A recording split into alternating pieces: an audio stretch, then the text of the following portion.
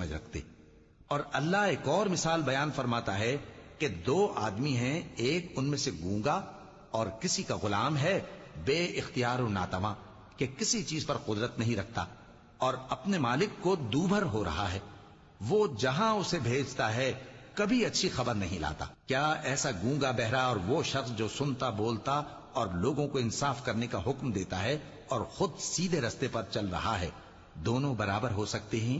اور آسمانوں اور زمین کا بھید اللہ ہی کے پاس ہے، اور اللہ کے نزدیک قیامت کا آنا یوں ہے جیسے آنکھ کا جھپکنا، بلکہ اس سے بھی جلتر۔ کچھ شک نہیں کہ اللہ ہر چیز پر قادر ہے۔